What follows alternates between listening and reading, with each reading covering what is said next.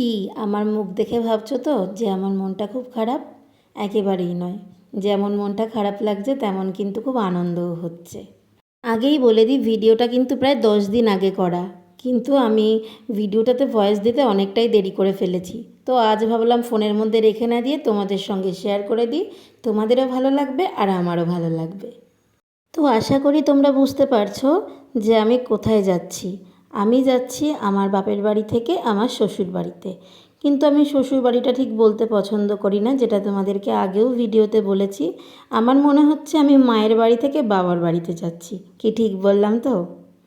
সত্যি বলতে প্রতিটা মেয়েরই বাপের বাড়ি থেকে যাওয়ার সময় মা বাবার জন্যে খুব কষ্ট হয়, কিন্তু আমার ক্ষেত্রে সম্পূর্ণ ব্যাপারটাই আলাদা।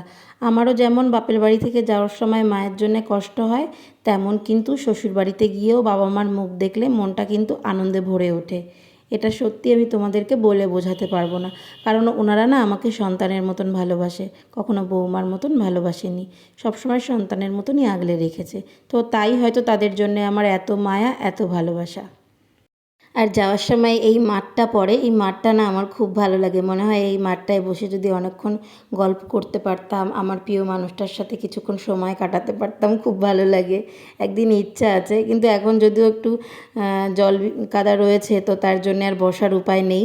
নিশ্চয়ই যখন ঝড় বৃষ্টি কমে যাবে তখন অবশ্যই এখানে একদিন বসে তোমাদের দাদাভাইয়ের সঙ্গে সময় কাটাবো, সুন্দর সুন্দর ছবি তুলবো, আমার ইচ্ছে আছে। ঠিক আছে, ওটা রিচার্জ করা যাবে। আর ওই অনেক টাকা করে দিবে তো।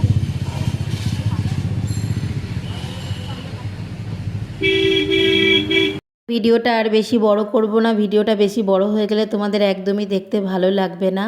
তো চলো আজকের ভিডিওটা এটুকুই, দেখা হচ্ছে পরবর্তী ভিডিওর সঙ্গে। ততক্ষণ সবাই ভালো থেকো, সুস্থ থেকো। আর এরকম নতুন নতুন সুন্দর সুন্দর ভিডিও দেখতে হলে কিন্তু অবশ্যই আমাদের চ্যানেলটাকে সাবস্ক্রাইব করতে হবে, সোনু সুদীপস ব্লগ। আর মাকে দেখেই আজকের ভিডিওটা আমি শেষ করলাম। তো চলো, টাটা।